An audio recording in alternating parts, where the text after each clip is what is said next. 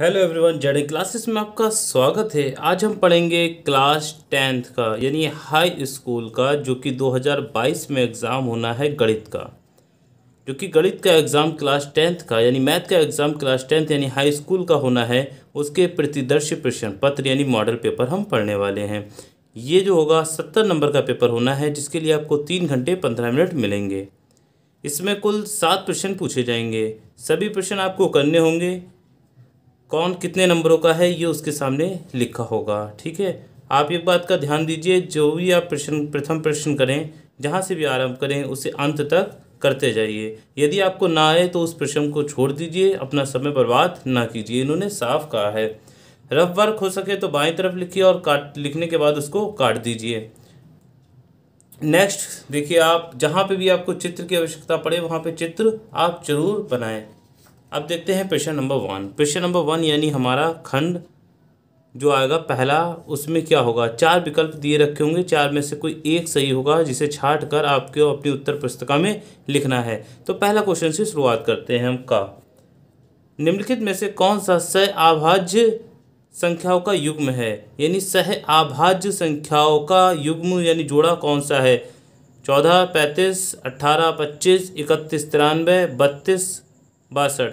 देखिए, आप अगर जनरली देखोगे तो जनरली ज़्यादातर लोग इसमें जो लगा के आते हैं वो लगा के आते हैं आंसर 31 और 93, जबकि 31 और 93 जो है वो सहअभाज्य संख्याओं का योग नहीं है। इसका सही आंसर होगा 18 और 25। 18 और 25 जो है वो सहअभाज्य संख्याओं का युग्म है। नेक्स्ट प्रश्न नंबर 2। द्विघात समीकरण 3x² - 4x = 0 के मूलों का गुणनफल क्या है, ये आपको बताना है। तो इसका लिए आपको ऑप्शन दे रखे हैं 0, 4/3, -4/3, 3/4। तो इसका सही आंसर है 0। 0 जो होगा वो 3x² - 4x = 0 के मूलों का गुणनफल होगा। नेक्स्ट है, समरूप त्रिभुजों की विशेषता होती है। समरूप त्रिभुज यानी जिसकी भुजाएं बराबर होती हैं, समरूप होता है, उसमें की विशेषता क्या होती है, उनकी संगत भुजाएं समानुपातिक हों, संगत कोण बराबर हों, उपर्युक्त में से दोनों या इनमें से कोई नहीं। तो ये जो आंसर होगा मैंने आपको बता दिया, इसकी भुजाएं बराबर होंगी तो भुजाएं बराबर होंगी तो कोण भी बराबर होंगे, यानी उपर्युक्त में से दोनों होने चाहिए, तब समरूप त्रिभुज बनता है। नेक्स्ट है हमारा प्रश्न नंबर घ। cos 60 cos 30 - sin 60 sin 30, यानी cos 60 है, cos 30 है, sin 60 है और sin 30 है।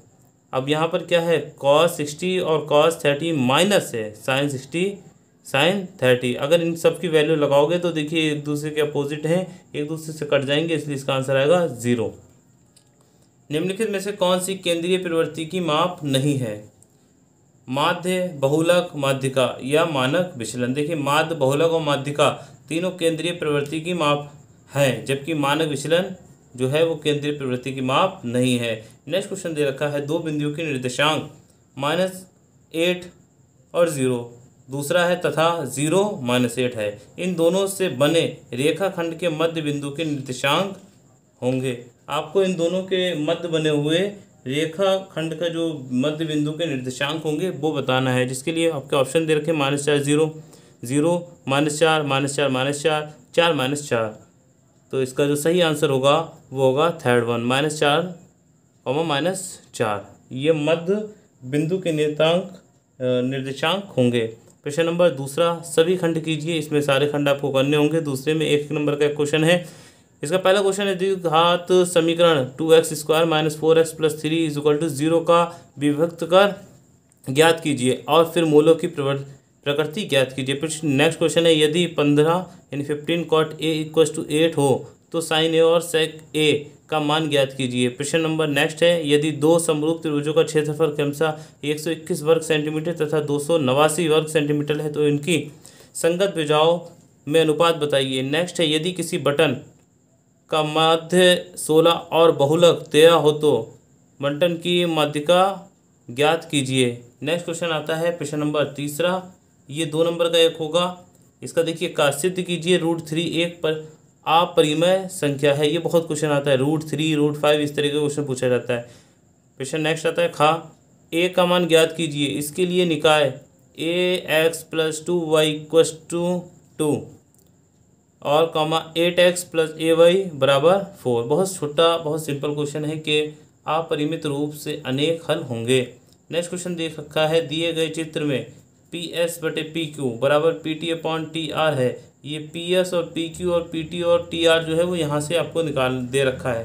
देखिए PS SQ PT/TR ये सब यहाँ से, तथा एंगल दे रखा है PST यानी PST ये वाला कोण बराबर होगा कोण PRQ यानी ये और ये कोण बराबर हैं। तो ये सिद्ध करना है आपको, एक समद्विबाहु त्रिभुज है। आपको ये सिद्ध करना है कि जो PQR ये जो त्रिभुज है ना बड़ा वाला, ये समद्विबाहु त्रिभुज है। नेक्स्ट देखिए, एक 40 सेंटीमीटर ऊंचे शंकु के छिन्नक के वृत्ताकार सिरों की त्रिज्याएं 38 सेंटीमीटर और 8 सेंटीमीटर। शंकु के छिन्नक की तिरछी ऊंचाई ज्ञात कीजिए। नेक्स्ट क्वेश्चन दे रखा है, सभी खंड अनिवार्य है। प्रश्न चौथा है, 2 नंबर का ये भी है। इसमें पहला है, न्यूक्लिड विभाजन प्रमेयिका एल्गोरिथम का प्रयोग करके 272 और 1032 का HCF ज्ञात कीजिए। HCF ज्ञात करना है एल्गोरिथम के द्वारा, ठीक है। नेक्स्ट क्वेश्चन है, एक ट्रायंगल दे रखा है, त्रिभुज ABC की भुजा BC पर एक बिंदु D इस प्रकार है कि जो कोण है ADC बराबर होगा कोण BAC के। तो सिद्ध कीजिए CA² = CB.CD, ये आपको सिद्ध करना है। नेक्स्ट दे रखा है क्वेश्चन, 5 सेंटीमीटर लंबी रेखाखंड खींचिए और इसे 2:3 अनुपात में विभाजित कीजिए। दोनों भागों की माप कीजिए। नेक्स्ट क्वेश्चन है, यदि cot थीटा बराबर हो जाए 7/8 तो 1 + sin theta, 1 - sin theta, 1 + cos theta, 1 - cos theta का मान निकालिए। बहुत इंपॉर्टेंट क्वेश्चन है भाई, ध्यान रखना ये क्वेश्चन। सभी खंड कीजिए। 2 क्रमागत धनात्मक पूर्णांक ज्ञात कीजिए जिनके वर्गों का योग 365 हो। नेक्स्ट क्वेश्चन है, यहाँ पर बिंदु दे रखी हैं -4 और 6। बिंदुओं A -6 और 10 और B जो है वो 3 और -8 को जोड़ने वाले रेखाखंड को किस अनुपात में विभाजित करता है। नेक्स्ट दे रखा है, त्रिज्या 4.2 सेंटीमीटर वाले धातु के एक गोले को पिघलाकर त्रिज्या 6 सेंटीमीटर वाले एक बेलन के रूप में ढाला जाता है। बेलन की ऊंचाई ज्ञात कीजिए। भाई एक त्रिज्या एक गोला था जिसकी त्रिज्या 4.2 सेंटीमीटर थी, उसे पिघलाकर हमने 6 सेंटीमीटर एक बेलनाकार बना दिया, तो आपको बेलन की ऊंचाई ज्ञात करनी है। नेक्स्ट दे रखा है प्रश्न, निम्नलिखित सारणी 35 नगरों की साक्षरता दर यानी प्रतिशत में दर्शाती है। माध्य साक्षरता दर ज्ञात कीजिए। इस तरीके का एक क्वेश्चन जरूर आना है। साक्षरता दर जैसे नगरों में दे रखी है, ये साक्षरता दर हो गई, ये नगर हो गई।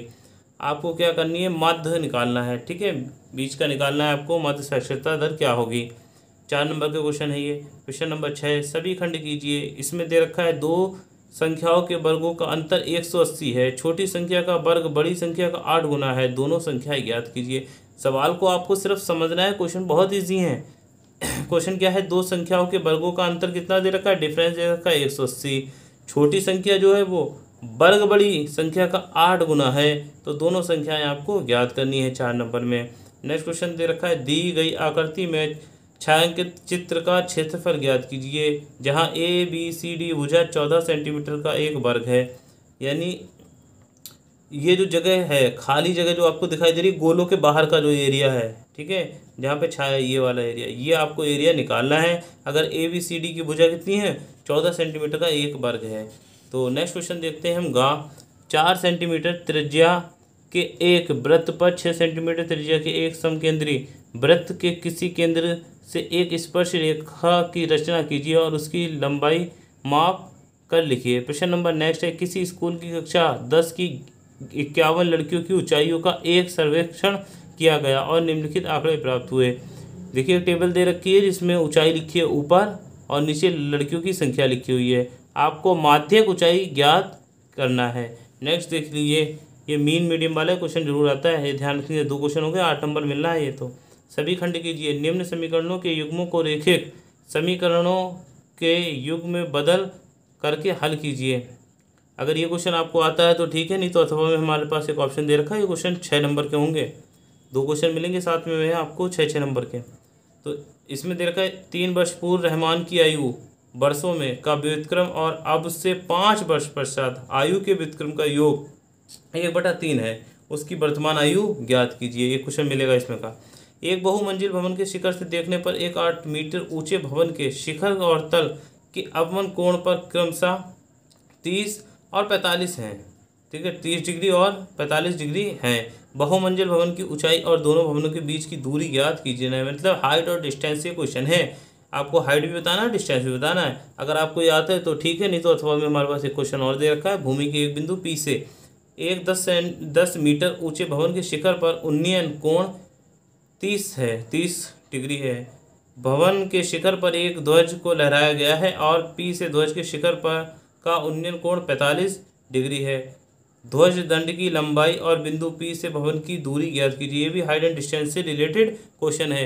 ये था क्लास 10th का मोस्ट इंपॉर्टेंट मॉडल पेपर जो बोर्ड के द्वारा जारी किया गया था, जिसके मैंने बहुविकल्पित सॉल्व कर दिए हैं। बाकी जो हैं वो आप देख लेना, अगर नहीं आते तो मुझे कमेंट करिए, मैं उसको सॉल्व करके आपको प्रोवाइड कर दूंगा।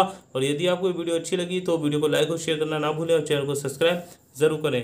Thank you.